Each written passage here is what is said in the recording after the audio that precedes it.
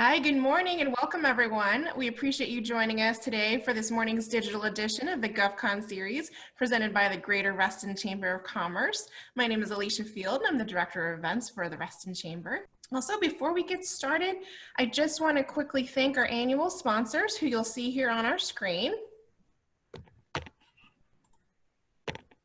We have our strategic sponsors, our visionary sponsors, as well as our advocate sponsors. I'd also like to take some time to thank our GovCon Series sponsors here. We have Miller Musmar, Sandy Spring Bank, as well as Uninet. Also, I'd like to invite you to join our GovCon Council. Our GovCon Council actually helps to put on this series along with others. We have several different variations of different topics and types of events. And I'd like to thank our co-chairs, Iris Britt of Iris Britt Consulting, as well as Dan Nathan of AOC Key Solutions, who helps bring together programming like today. So with that, we do meet monthly on the fourth Tuesday of each month. So if you'd like to join us, you can see here, we're meeting next Tuesday at 8 a.m. If you do have interest and want to help with future programming or just network with other government contractors, please email me where you'll see my email on the screen and I'll certainly send you the link to that. We're still virtual right now, but once we get back to meeting in person, we'd love to have you there as well. Other than that, also, one of the large events that we plan each year is called the NOVA B2G Matchmaking Conference and Small Business Expo. Originally, that was to take place in May. Unfortunately, we couldn't have it live, but we have pivoted. So we are going to have a virtual version of that event coming up on August 27th. So we're using a great virtual platform so that you're pretty much going to have access to everything that you would live at the live event. So that's networking with your peers, any other registrants. You can also make matchmaking appointments, one-on-one matchmaking appointments with primes and agencies who are signing up as well. They're coming in fast and furiously and they'd love to meet with you. We also still have our Expo Hall component. So that's a lot of solutions providers, vendors as well. So you'll be able to video chat with them, text chat with them, get a lot of their information. So please consider joining us for that as well. You'll see the website here, novab2g.restonchamber.org. So please go to that website to get more information or feel free to email me as well. So without further ado, I'd like to invite Catherine Deming, who's an account director with BEI, to introduce our panelists. Catherine? Thank you, Mrs. Field. So I want to introduce our panelists. We're so excited. In February, we did a sort of intro to CMMC event, and there was obviously some speculation during that event. And now we are rolling along and we have a lot of answers. And so we brought in the absolute best people to give you some answers. So please use the Q&A area in Zoom to ask your questions. And George will do his best to tee up those questions to all of our panelists. So first, I'd like to introduce Katie Arrington, CISO, Chief Information Security Officer at DOD, and the self-proclaimed mommy of CMMC. And then Mr. James Goepel. He is one of the directors for the Cybersecurity Maturity Model Certification Accreditation Board and also the treasurer. He's joining us from Pennsylvania, from his office there. And then George Bills, owner of Logical Security Services. George has spent the last 20 plus years auditing federal IT systems, and now he owns his own company. He works with my company, BEI, a lot, as we do CMMC readiness for different small DoD contractors across the US. So without further ado, I am going to turn it over to George to take it away and lead it. Great, thank you, Catherine. Thank you everybody for joining us this morning. I have prepared some questions to keep the dialogue moving, but we're definitely interested in hearing what you may have on your mind. So definitely please ask questions so that you leave this knowing what you want and need to know to address CMMC requirements. So I'm going to start with you, Katie. If you could kind of give us a quick overview of what your office is doing, what you're working on right now, what we might expect to see in the next 3 to 6 months. Awesome. Well, thank you everybody for being here this morning, and to Catherine, Alicia, George, and James. Thank you for letting me be a part of it. Please excuse, this is my evil dog Momo, and he's a barker. So I'm trying to keep him from not distracting us. So don't mind the object moving. Where we are today is, I am amazed first. That where we are today in the CMMC, considering where we started, right? This started in January, in earnest, January, February timeframe, 2019. We spent about 10 months really getting together all the disparate cybersecurity standards throughout the whole of DoD, what was out in the commercial marketplace, standards like if you're a member of this Chamber of Commerce, you may also be a member of something called the Aeronautics Industrial Association, AIA. They had a cybersecurity standard based on maturity. So we took 10 months to really create a model through a very iterative process, transparent process with industry, academia, and going through it. Learning curves along the way, right? So that time frame, I was really adamant. If you saw me, speak about this a year ago, I was adamant that we didn't need to do a default rule change, right? The Defense Federal Acquisition Regulation. I really thought in my mind going at this, and this is how, you learn, by trial by fire, but I really wanted to put this in Section C and Section L in contracts. Where ISO standards live today, right? That's where you look to see what type of ISO certification you may need to do work for the government. It's a technical requirement. But to make CMMC what it needed to be, to make it an enduring capability, and that's really what it is. It's not a checklist. It's a maturity model that creates critical thinking for an enduring capability of security. So going through that DFAR rule process is where we are right now. The interagency coordination and comment period it has ended. We have adjudicated the internal interagency government contracts. So whenever we go out to make a rule change, we have to ask ourselves, then we have to ask our agency partners, then we have to ask the public, and that's what's coming up near very, very quickly to the public, which is the comment period, where the public is given 60 days to make any comments they feel relevant, questions they may need to ask about the CMMC. So please pay attention to the Federal Register. That will be appearing very, very soon, any day now. And in that process, our team inside the government, my awesome team here, will be working to adjudicate those comments as they come in, so that we continue the process of getting the DFAR rule changed. The accreditation body, which James is a member of, the CMMC Accreditation Body, started in earnest in January of this year. They incorporated as a nonprofit in the state of Maryland, correct? They have recently opened up the registration for the first training sessions of the C3PAO, the Cyber Third-Party Auditing Organizations, and are working through that. We have been working with them nonstop on getting the training models and in getting the right testing for C3PAOs as they come out, because one of the things, and prior to coming on to here, we were having a quick little roundtable discussion that it's, because this is going to be out within the entire, federal government, the Department of Defense, that's 300,000 contractors. We really needed to ensure that we had standardized testing and assessment criteria, that we could make sure that when an auditor goes out to your company, that they look at things through the same lens as another auditor would look at them. And getting that standardized vernacular, getting it repeatable, scalable processes is something that we have been working really, really hard on with the CMMC AB, and still, the working groups that are volunteers from industry. So we've been doing, and I know I'm going on, but you really should know all the fun we've been having. We've been doing Pathfinders for about 2.5 months, and the Pathfinders are actually, there are two different things that are happening. There are Pathfinders and there are pilot programs.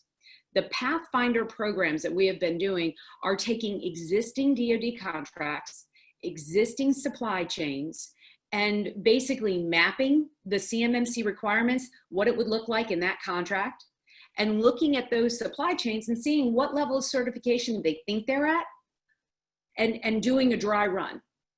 Those are non-attributional. They have no effect on the contractor. It's just a study per se. Those are the Pathfinders.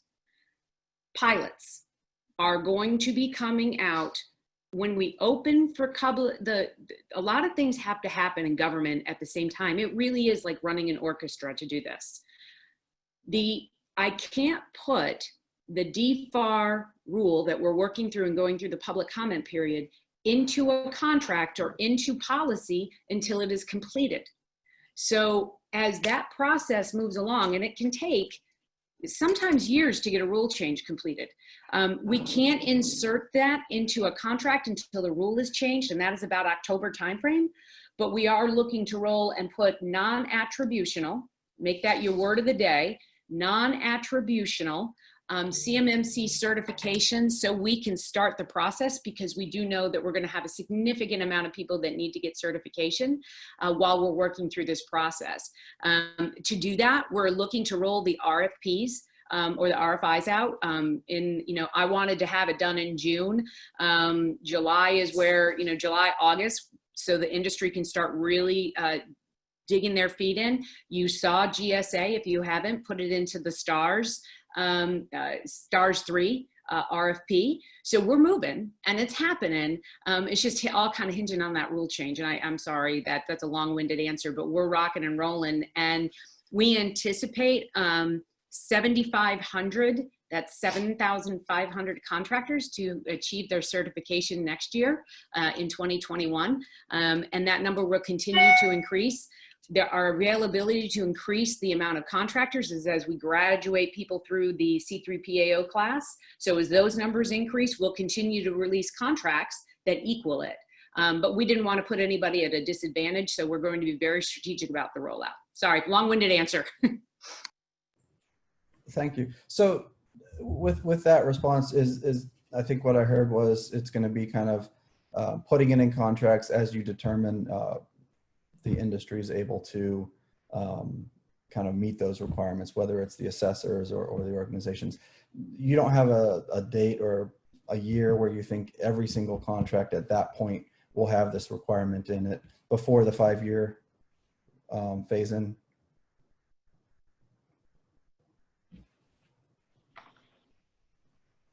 No, I think, Katie, you said in the past that I think 2026 was your target date for all of the contracts, correct? Yes, so I was hitting the unmute button. No, so it's going to take why we said, I don't think it will take 5 years. Just, this is Katie Arrington speaking. You have to remember how CMMC is different from other things that we've done. Does everybody remember? Well, I did it. The CMMI. Yeah, if you did CMMI. When you got assessed for CMMI, you were only assessed on that program. You were not assessed as a company. So what's different, and which will make it much more scalable and I think get the industry certified much quicker, is you are certified one time every 3 years for all DoD contracts. So we say acquisition takes 5 years. Well, how many of you companies out there right now have a contract that is coming up for a recompete every year? Most strong businesses have built a pipeline, right? That you have an acquisition every year, that you're continually targeting a new source of revenue. Well, once you achieve your certification for one of those, you're good for the next 3 years. So I don't think it will take the 5 full years. I think that once we get enough assessors out there through the curriculum and certified, it will ramp up. That's why I said next year we'll have 7,500. And that, I think, the only lever to keeping that down is going to be the amount of certified assessors to actually go do the audit. So I don't think it'll take a 5-year rollout. That's just what we have as a safeguard. Does that make sense? Absolutely. And Katie, I think that's one of the things that I'm seeing a lot of as a misconception, is that companies think that they have to be certified on a contract by contract basis. And I think that that's something to really drive home for people, is once you have it, depending on your architecture, and there's some other subtleties to it, but essentially once you have it, if you're bringing that data into that same environment, you can reuse that same environment across multiple contracts. which is really helpful from an efficiency perspective, from a cost perspective too. It just helps make things go so much easier. Okay. Jim, so Katie touched upon some of the things that the CMMC AB has been doing, but you all have definitely been busy. You just came out with some more guidance on becoming a practitioner or an assessor or a trainer. Can you give everyone kind of an overview of, you know, kind of what's out there right now, what people can be doing if they want to be an assessor or if they want to be one of these practitioners? So one of the things that we've seen is that there are a lot of companies that are anxious to get CMMC certified and to start that process. We know there are a lot of really mature companies who are already expecting to be certified soon, and we have to have that the assessors ready that Katie was talking about. We want to wait until after rule change to really finalize all the curricula. It's going to take us time to build all of that in and start that training process. So it's going to take still. Our target is the beginning to early middle of next year for some of that training. So it may take a while. We recognize that. We also recognize again that there are a lot of companies that want to start this process now and really need to start getting a more mature cybersecurity program. If they're targeting level 3, if they're targeting level 1, you know, they may need to make some changes now. So we've started the registered practitioner program, where we're actually bringing people in and giving them some basic training now in what CMMC is, what the assessment process will look like, and all of that. We're finishing up that training. We expect it to go live by the end of the month, and then we'll have people out who are able to provide consulting services with a better understanding of what CMMC is. We see a lot of misrepresentations or misunderstandings, even something as simple as we were just talking about with when you need your CMMC certification and does it apply across multiple contracts. We see a lot of, again, misinformation. So trying to make sure that we're getting people who are consistently educated and understand things from, again, the right perspective to be able to get out and help the market prepare. We also have a provisional assessor program that we're starting. The training on that is supposed to begin mid-August. Those provisional assessors, we're getting about 70 of some of the top assessors to come in, get some training, and those are helping with the Pathfinder programs that Katie was talking about, or sorry, the pilot programs that Katie was talking about, making sure that we have the assessor capacity there. We're very concerned. We have 300,000 companies, as Katie said. There's so much work to be done and so many companies that need help. One of our biggest concern is the consistency of the training and making sure that the assessment process gives us the right information across the board so that it's fair, so that, again, it's even. And we want to make sure that the training that we're going to put out and the assessment requirements and all of those things that we're doing are done correctly. And with that in mind, or as well as we can do with as big a lift as this is, there's going to be stuff that goes wrong sometimes, but we want to make sure that we proof this as best we can up front. And that's what the provisional program is about. We're trying to run through a lot of these scenarios, make sure the training, that we're hitting the right learning objectives, that we're teaching people the right things so they can go out and do good, consistent assessments. We're grabbing really experienced assessors, bringing them in to do this work with us so we don't have to teach them how to assess. It's really just then the focus on what's different about CMMC, what makes it unique, and what should you be doing there. That's still a week-long process.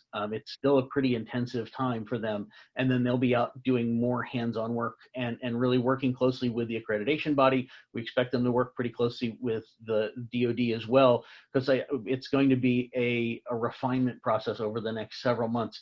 Once we get that to a stable state, we're feeding all of that back into the training I was talking about.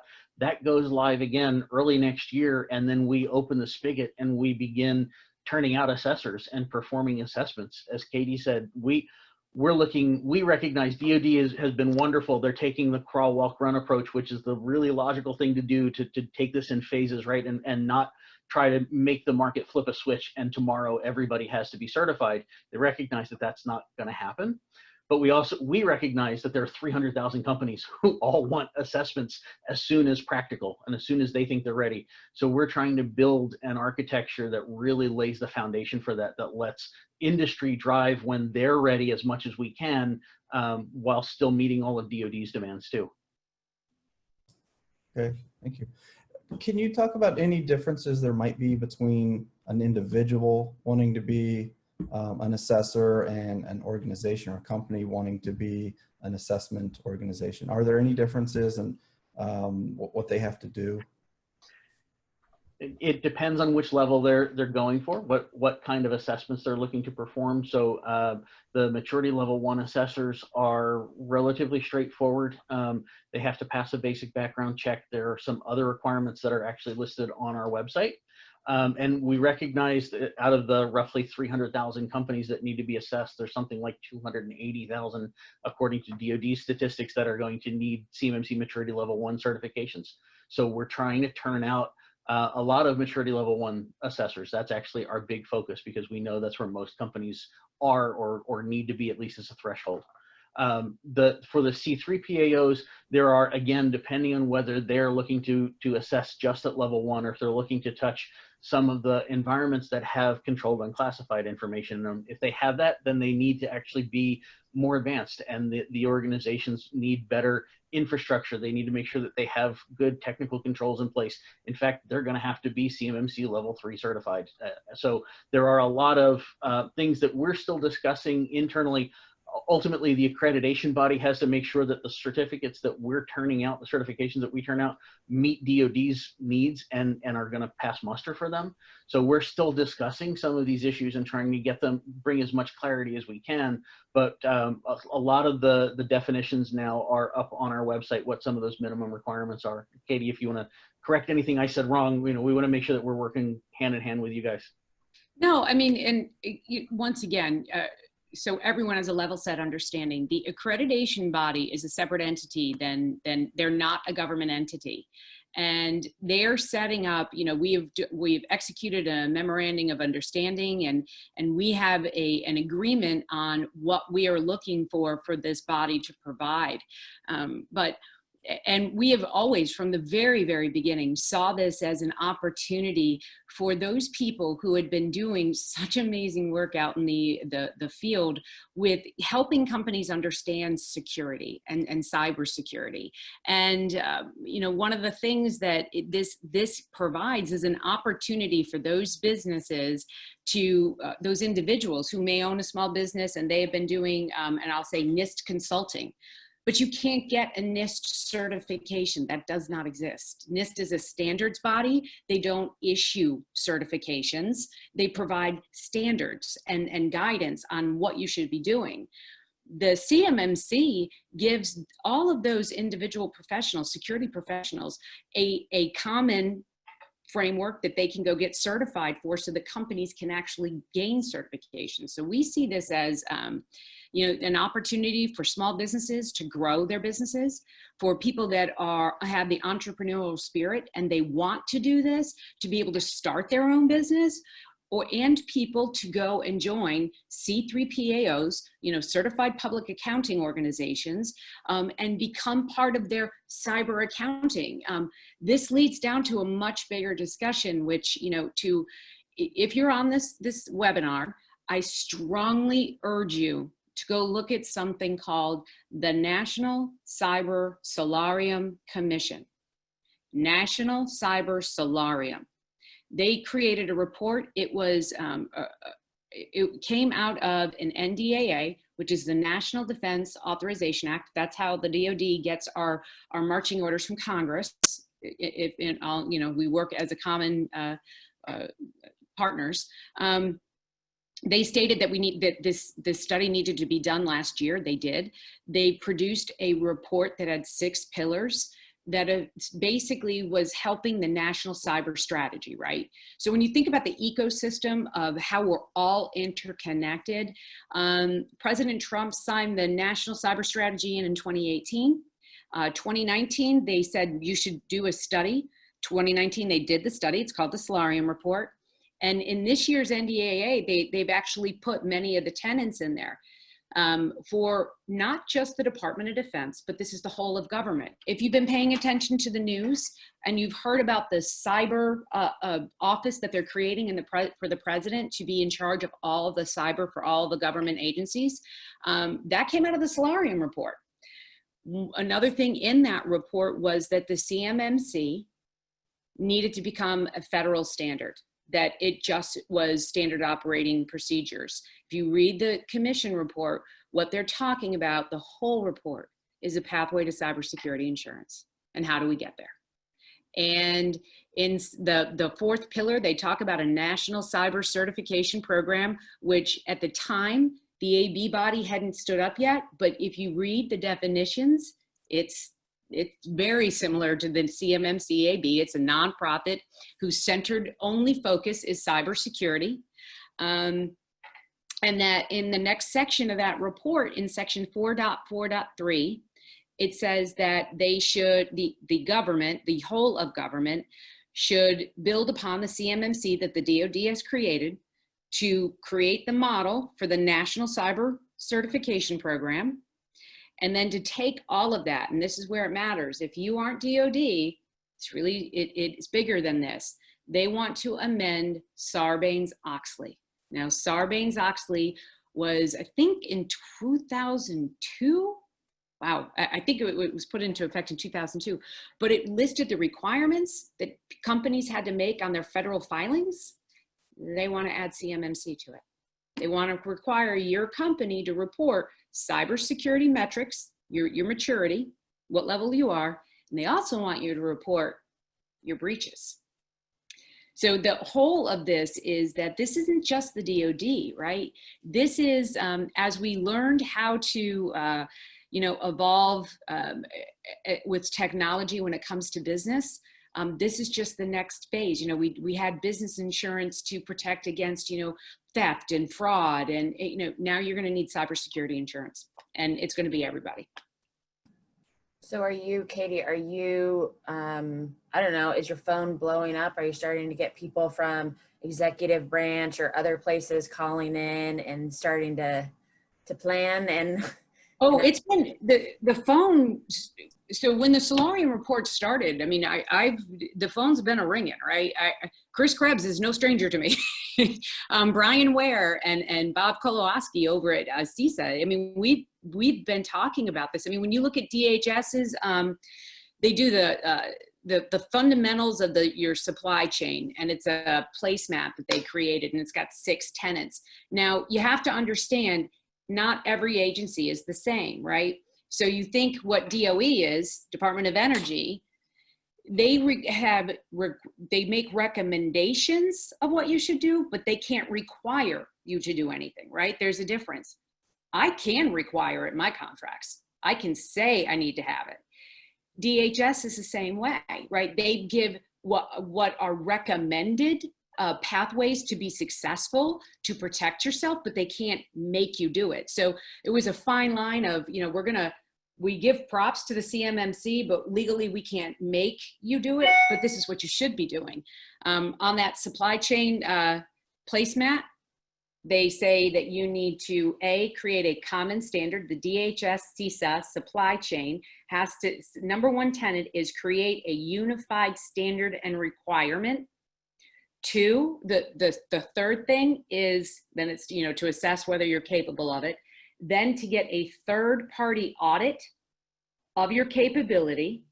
And then I think it's the 5th, is that the 5th start of that is whenever you go into business with someone or to create a partnership, require that third-party certification. So what they were saying, without saying it, is set standard, get a third party to audit it, and before you do business with anybody, make sure you get that audit result. It was the CMMC. So this is much bigger, and yet the office of the executive office of the president, all the way down to Department of the Interior and Department of Commerce, we all know that we're moving in this direction. We all knew the Solarium report was coming. I just think COVID put it on hyperspeed, right? And as we as a nation, and we're looking to each other to protect each other. We are different than, I would say communist countries or dictatorships, right? We look to each other. And when bad things happen, we come together, right? So we're not looking at this as a time to be predatorial in cybersecurity. We're looking at very focused on, do we wear a mask? How do we protect each other? What am I, I don't want to convey this pandemic to others, this virus. Your adversary, they've been over there. working like crazy, right? And for anybody that's on this, you know, webinar or watching it, and you think you're not the target, you are dead wrong. You are the target. They're not about, the adversary is not about going in. I said it in the beginning, but in the beginning of talking, they're not concerned, nor will they put the amount of energy to go into the very pinnacle of security. The easiest way is to defeat from within. They find the weakest link, that guy or girl, that company that doesn't think they're a target. You're absolutely the ones. It's like a pickpocket, right? In Central Park, Times Square, they're not looking for the person that's got the chain on their wallet strapped to their belt. They're not looking for that guy. They're looking for the individual who doesn't think they're a target. That person has taken risk reduction strategy. The person that's got the chain on the wallet is a risk reduction person. There's a person who has strategically said, I am not going to be vandalized, criminalized by you.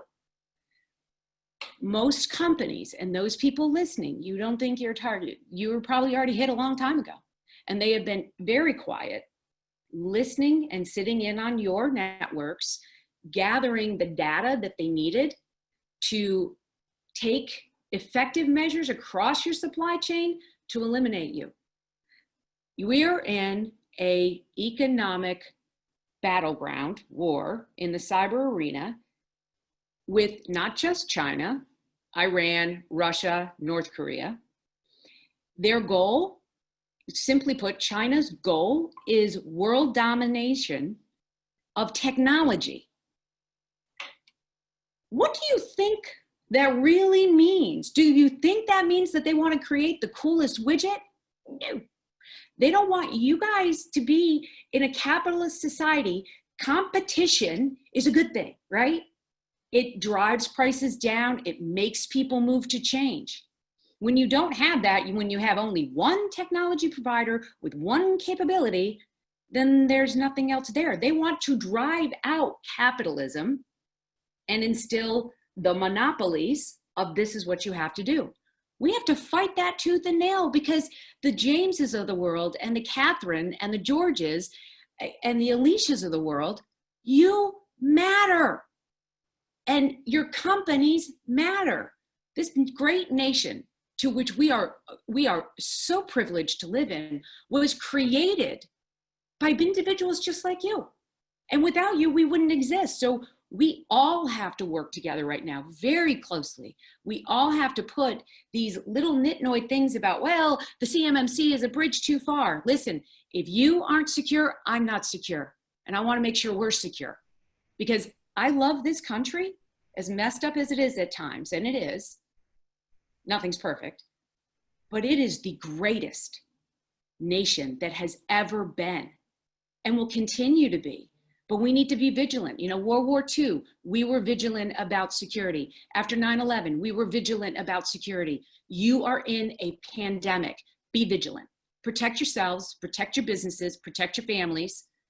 Do the right thing, and we'll get through this together. Sorry, I just really get impassioned. Well, Katie, there's, to echo that though, you think about the forward staging of assets, right? That's what a lot of nation states are doing at this point, is you have a lot of soft targets. And so they're in and establishing a point of presence there. They're not trying to steal your information right now. In some cases, they're just establishing a point of presence that lets them, when they're ready, use you as a launching point for other attacks or just to take you out so that your piece of the puzzle is now missing. You think about the defense industrial base or the defense supply chain, to be able to take out even 10% of the suppliers in the defense supply chain because we take down their communications equipment, we take out their compute equipment for a couple months. That's a massive blow to our country's ability to respond to other threats and other issues. So Catherine, to your point, you know, the fact that people think that they're not a target, they're absolutely dead wrong. And that's one of the things that CMMC is really trying to drive home, is we need to up our game. We need to at least start making it harder for adversaries to get in and establish that beachhead. Yeah, absolutely. And I think you really hit it on the head with its adversaries play the long game, right? And so one thing that you were saying offline behind the scenes was that people need to get ready and then they can stay ready. And it's not as expensive to just stay ready. There's a little bit of a money hurdle to get ready. Maybe DoD will pay for some of that. And then you just stay ready. And if you're staying ready, you're minding your P's and Q's, you're, you know, looking at your logs, you're following the guidance that somebody like George has written into your policies and procedures, then you're going to be in a good place and you're going to be protecting your business. It's buying down the risk. And I'll say, you know, the analogies of the guy that wears the, you know, the chain to the wallet, right? That's an investment, an upfront investment that, you know, he's got to make sure that the links don't break, but that's sustaining it. When you buy a security system on your house, right? And you put that in, you make an initial investment, then sustaining it, you probably need to have some sort of Wi-Fi service so that you can access your security when you're away from home. But we have to look at the fact that the adversary for the past 15 years, right, has been, when I say slowly from my position, understand, I am a government official that gets read in and all kinds of stuff. They've been there and they've been strategic. You don't think that we've lost core portions of our supply chain by chance? No. It's been very deliberate. You know, you go in and you look at a small company, and to me right now, this is the point, right? You watching today may be a small business with really exquisite IP. You have created the widget of all widgets, and that the Department of Defense has just gotten to understand how great you are. And then oddly, at the same time, you get an offer for investment out of nowhere because your technology, you know, I heard from so-and-so, your technology is amazing. Stop for a second and think, who is that? And what are they trying to do? Our adversaries don't come in, it's almost like they're air. They find all different ways. You know, are they investing in companies strategically to take over ownership? Are they buying IP? Are they buying, if you've created something, are they buying the supply chain to squeeze you out?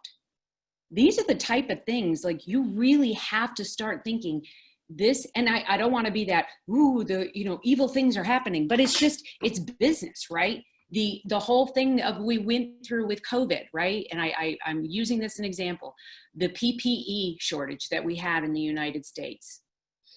We let that happen. We, the American people, the Congress, let that happen. We said we were only going to pay so much for a product to be made. It was cheaper to have it made overseas. And the US economy that was doing it went away. We have to look and value each other. The whole country was founded in a common good, a common bond. When you get on an airplane, one of the things that you hear, you don't get alcohol anymore. I'm telling you, I do miss that, right? I do. But when you get on a plane, since I can remember flying, it says one thing that everybody should take is like one of those Robert Fulghum. Anybody remember him, what you learned in kindergarten? When the oxygen masks deploy, the most important thing is to put yours on first before you help anyone else. They say, parents, to help your children, you put your air mask on before you help another. The reason being is you're not going to do anybody good passed out. Same thing with cyber. Get good, then help others. And that's the one thing that, you know, for us to stay this amazing democracy, and she is, we have to do these things so that our capital markets can stay functioning, that we have the right and the opportunity. You know, the best thing that we can do is do our best to buy down the risk and buy up the uncertainty of the adversary, to get into our systems, do our utmost best so that the next generation has the same opportunity to do what we're doing today. And that is we owe that to this nation and to each other for that. And cyber is just one of those things, and you've got to get good, because the likelihood that I'm not connected to James some way during the day, technology wise, slim to none. George, at some point during the day, the systems, when you do the spider charts and you go out, we joked around a long time ago, 6 degrees of Kevin Bacon. It's 6 degrees of how I'm touching you in the internet. And unless I'm good and doing the right things, what I've got, I'm giving you. So we have to do better. And this is just an opportunity to get better. So I guess going with that, there's a lot of contracts in the government that have primes and subs and teaming agreements, and it's just very common in contracts in the government. Can you talk to how requirements will be pushed down through the contracts, or how they will or will not be pushed down? What can people expect in that area? So great question, George. So one of the things that we did when we're changing the culture of the DIB, we also needed to change the culture of acquisition, right? The Department of Defense acquisition system, like I mentioned, there are about 300 various different platforms, $320 billion a year spent on it on average. And it's not one size fits all, right? We really needed tools to create a format for program managers to be able to critically think about cybersecurity in every one of their programs, right? And how do we help get that so we can institutionalize it, so we can flow down the information? So there were a bunch of things that have happened that, part of the NDS, the National Defense Strategy, one of the key areas of the NDS is reform. Ms. Lord, the Undersecretary of Defense for Acquisition and Sustainment, her goal was to reform acquisition. And by gosh, we have. We created something called the Adaptive Acquisition Framework. If you're familiar with DoD policy, you know about the DoD Instruction 5000. That's the roles and responsibilities for cybersecurity within the acquisition system. This past year, we took a major cultural reform, and we took what was a 350-page document of every sin of every contractor ever made. It was called the 5000 it was 5001, but it was literally everything anybody has ever done wrong. And instead of giving program managers and the acquisition community tools to critically think, they just gave them a checklist of things not to do to break the law. So we totally reformed it. And the new series, the Adaptive Acquisition Framework, you can go to the DAU website and click on the Adaptive Acquisition Framework, and you will see this diagram that shows all these new acquisition pathways, right? The core tenet of all of them, which runs on the vertical, is cybersecurity. So we rewrote and crafted, it's called the 5000.CS cybersecurity. And in that instruction, we actually tell the PMs how to critically think about how to impart the CMMC into their acquisition strategy. Because security is not one size fits all. If the prime is getting CUI, controlled unclassified information, to which we revised that policy as well, it was posted out in March, that the prime may need to be CMMC level 3 because they're getting the CUI, right? They're getting that controlled unclassified information. But if they're not disseminating it to that particular contractor, right? That contractor is not doing or touching or transmitting CUI, they don't need to have a level 3. We needed to have a model that we could clearly explain how to break that out. So what you'll start seeing in contracts is the CMMC, by the DFAR rule change that we're in the process of, we discussed the one that's happening in the next few months, that will be overarching to say all DoD contracts have to have a CMMC level in them by the year 2015. The levels can be noted in sections C and L of RFPs and RFPs. The reason being, when you look at section L, it says the contractor shall to do this work be a CMMC level 1. The contractor shall at this level be a CMMC level 3, because you should break the requirement of the work, what they're doing, based on what it is they're touching and transmitting. So it's not one size fits all. You're really going to have to read to see where, you know, where the prime needs to be and where the subs, where you fit, need to be. We didn't want it to be something that put small businesses at a disadvantage, right? So one of the things, the tenets of the model was that you determine small business, your capability. I didn't want the primes coming out and saying, listen, you're only going to be ever qualified. We're only going to certify you to be a level 1. And that's the only work you're ever going to do. I wanted it to be competitive. I wanted it to be the fact that you small business can go and get cybersecurity as a service, right? You don't have to organically create all the capability. You should be able to go out and buy, purchase, authorize cybersecurity as a service to supplement your current environment to achieve level 3, so that you can do that work, so that the prime can't hold you back. So you definitely are seeing a cultural change within the DoD. We have made one of the biggest changes, reforms, was making cybersecurity foundational to the defense acquisition system. Cost, schedule, performance hold no value unless they're secure. And it's going to take us a while to get through the contracts, as I stated, but this is definitely a fundamental change that we haven't just said for ourselves. This is in our acquisition workforce. We're retraining them. There will be desk guides for the CMMC. There'll be new desk guides given for CUI, because that's still a question everybody asks. You know, what is CUI? How do I know if I've marked my material correctly, right? There needs to be some pretty significant changes in that. And that policy was the first, that revamping of the policy in February, March of this year was important, but the guides are far more important so that people can actually understand what it is.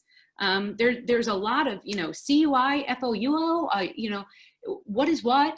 We needed to level set. So there's definitely big things that will continue to evolve, but for us to make it happen, we needed to make industry, we didn't ask anything of industry that we weren't willing to do ourselves, and we are doing it. And it's not easy, right? It's a lot to retrain an entire acquisition workforce, but we're doing it because it needs to be done. Yeah, George, I want to pick up on that for just a second. So it's important for companies to understand that CUI comes from the government, but it can also be created under contracts too.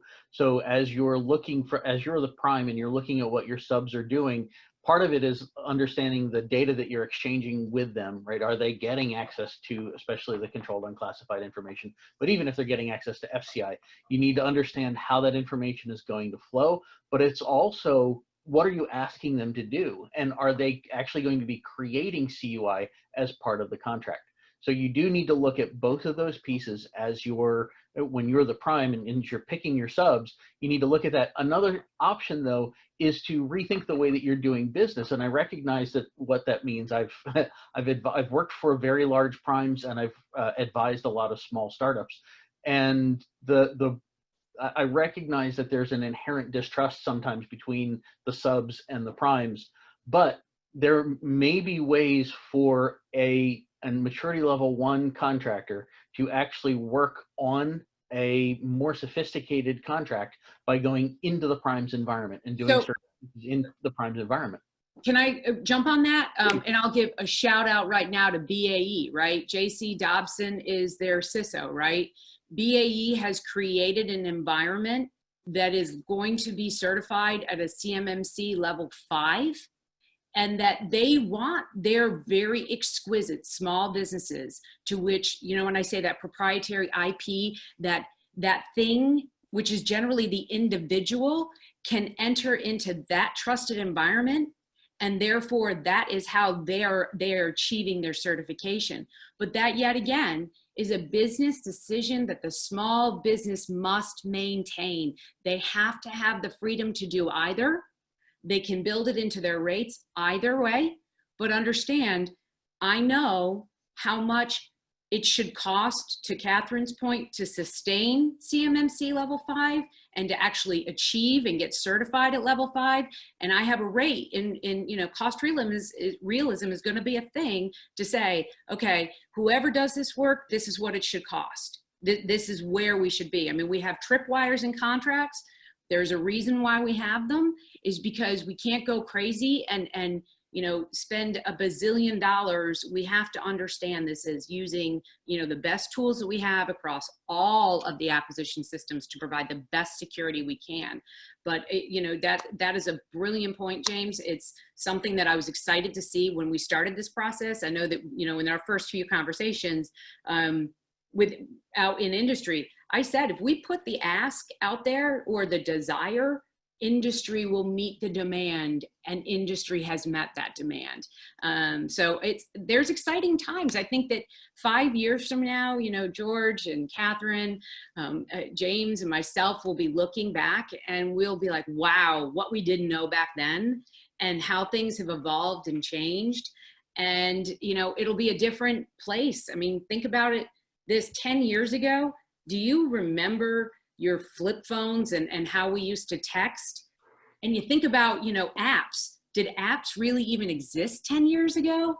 And now your whole world is run by them. So it's, you know, it's exciting. I think it's going to be an amazing, you know, time in our professional arena. I mean, and, you know, not to be that, but us security dorks who have been standing in the background for years going, we matter. Now everyone's like, oh, you matter. So we have two questions, if we could pivot to those. The first is kind of a two-part, and it's asking if they must include all DoD contracts within their scope. And I think the short answer is probably yes, because all DoD contracts will have some CMMC requirement. But can you, and then the next part of it is, can they certify the company with a civilian program or internal IT operations?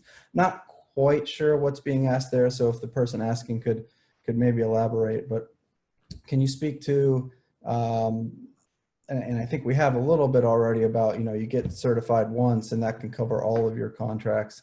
Well, George, I mean, why don't you hit a little bit on network segmentation, but also how things are commingled? I mean, that answers the first question. I mean, Jim already answered about the scope, and Katie did about, yes, all contracts, your whole everything. But I mean, why don't you take a minute or two to hit on that?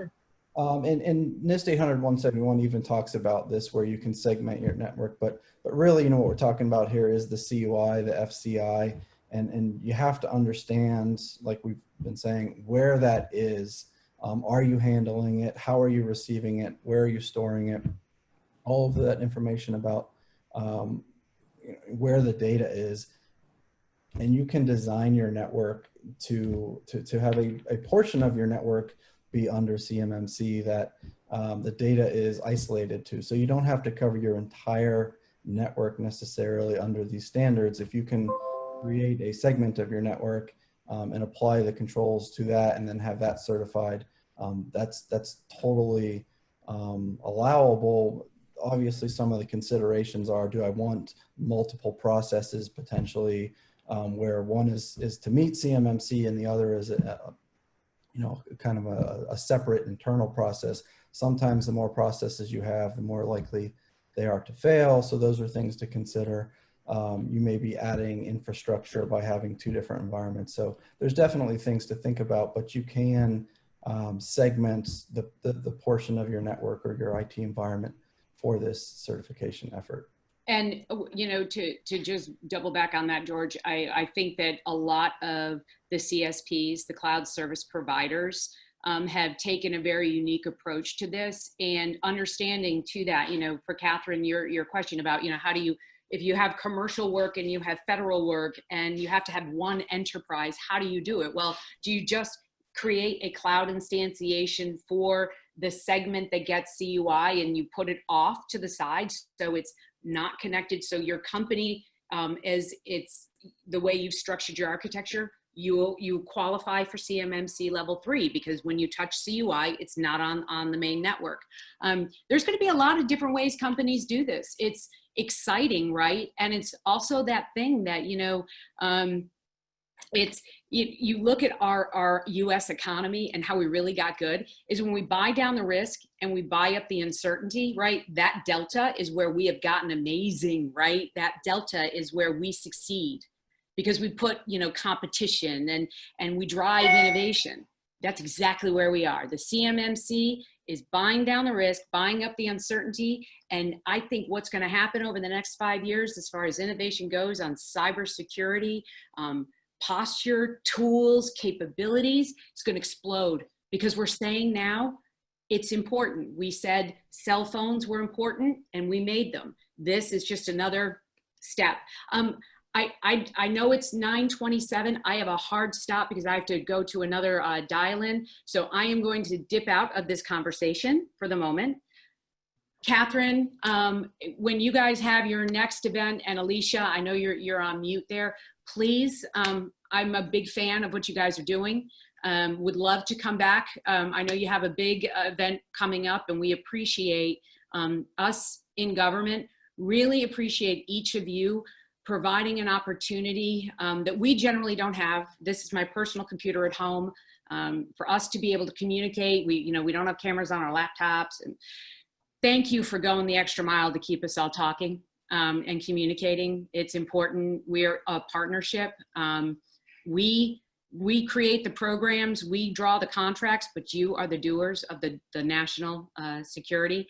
And we are so incredibly grateful for every one of you. And thank you for going the extra mile these past few months and really making it much more productive and effective. Zoom is my friend. Thank you, Katie. Stay positive, test negative, and get your CMMC in line. Take care. Right. Bye. Thank you. So Jim, do you want to jump on this, the second part of that question, which was when are the authorized list of third-party auditors going to be available for companies to choose from? And I'm still not sure with the clarification with the first part, if they're asking if the internal IT can certify or if you have to go to an outside entity. I think maybe that's what they're asking. So I'm not sure. I think maybe, at least the way I'm reading it is, and I'll answer it this way, is the certification needs to follow the data, or it needs to follow the information that is CUI or FCI. So, the certification will cover all of your DoD contracts, but when you design your network, when you design your controls, it really needs to, secure the CUI, the FCI. And so if your internal IT ops don't cover all of your DoD contracts, if you have other DoD data in other areas, then that's going to need to be covered. I mean, that's probably the best way I could answer it. Yeah, I would agree. As far as the third-party assessment organizations and the listing, we've opened up the applications for those. There's lots of room for additional folks to sign up. We are working through some of the background check requirements. As you heard, DoD is still finalizing some of those requirements, so we can't process everything until some of those things are really squared away. We certainly want to increase competition, as Katie was talking about, making sure we have lots of good, strong competitors in there. And that means that we don't want to turn away people unintentionally, right? We don't want there to be what we think is going to be a requirement, and then it turns out to not be as stringent, and we've turned away folks. So we're trying to take a little more time to get certainty on what those requirements are, and then we're looking forward to launching everything. And our expectation is that that's going to be to answer the specific about the time. Our expectation is that that's in the next couple of weeks. We'll start seeing C3PAOs, but again, assessors won't be available formally until early next year. We will have provisional assessors that are out there. We'll have, again, about 70 of those. Most of them are going to be focused, though, on doing those, the Pathfinder and the pilot programs that Katie was talking about, so that we're ensuring that we're testing those processes. That's going to be the big focus right now. There may be some excess capacity, but that's a separate, we'll have to figure that out later. Yeah, that's awesome. I mean, that's definitely a change in what they thought in February, right? In February, it was like, we're going to start assessing in September and we'll get 5,000 done, or however many, 2,000 or whatever it was this year. And that's not, it's shifted a little bit. So Katie's expectation was 7,500 assessments or certifications in 2021. Mhm. I would expect us to actually have more than that by the time the year's over, with the numbers of assessors that we're seeing that are interested, and the number of educational groups that are looking to sign up to be trainers in the first place. And like, I think that we've got a fantastic infrastructure, but again, we need stability. We need that rule change stuff done. We need to understand what that looks like, because although they may be only subtle changes, in which case it'll be easy to keep going. If rule change results in a significant change, we've got to make sure that works its way into the curriculum. We can't have assessors out there who are issuing certificates that are built off the wrong foundation. So that's a big concern of ours. We need to make sure that we have good stability in that program before we turn everybody loose. Even the provisional folks, the assessments that they'll be doing will be what we're calling provisional assessments. So they won't count until after rule change, until after we get a sense for what the changes are. And then those assessors may have to go back out to those Pathfinder and to that other tool, those other companies, and do a delta assessment. Whatever has changed, they may have to go back and look at that again before those certifications can become final.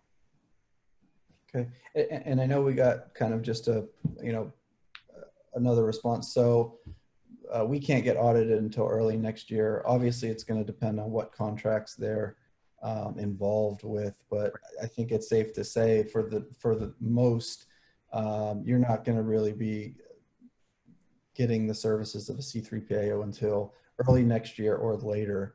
And even given that, I think we've all talked about and agreed, you need to make sure that you're ready for that assessment, and that's a lot of work. Don't kid yourself. Writing policies and procedures isn't just someone's going to offer you a template of policies and procedures and say, here, now you have them. They have to be tailored to your environment. They have to be specific. And more importantly, you have to be doing them. Because when an auditor comes in and reads your policy or reads your security plan and it says you review logs weekly and you do this and you do that, they're going to want to see evidence that you're actually doing that. And so it's a lot of work to get ready to address these controls. And I think people should be starting now to do that. And if the assessors aren't going to come until sometime next year, great. Use that time to fine tune these policies and procedures and make sure you're doing them and make sure they work. I don't think you should rush to get certified if you don't need to. Yeah, absolutely. So we're going to move on to last thoughts. Just to sort of answer this one question from Deborah Hunt: where do we sign up to become a practitioner? And also, where do we sign up to become an assessor? Please go to cmmcab.org. It's right there on the front page. I know George and I and BEI, we've signed up and paid our dues and filled it out. It's a very simple application to sort of get started into the pipeline. So go check that out. CMMCAB.org has all the information. You can sign up for updates and newsletters and all of that. So it's a great place. Any final thoughts, gents, before we call it a day? I had so many questions. I guess no, an hour flies by, right? It does. Yeah. So James, thank you so much. George, thank you so much. If anybody has any questions, please reach out to any of us specifically. I'm Catherine at BEInetworks.com, and I can get your email to anybody that was on the panel, get your questions answered for you. Use the CMMCAB.org website, use the DoD CMMC website, and use the different publications that they've put out are insanely helpful. But we're happy to always answer questions free of charge anytime. So just reach out. Alicia? Great. Yes, I echo my thanks. Thank you all so much for joining us. It was great, great information and such a good group to have together to answer these questions. So thank you again.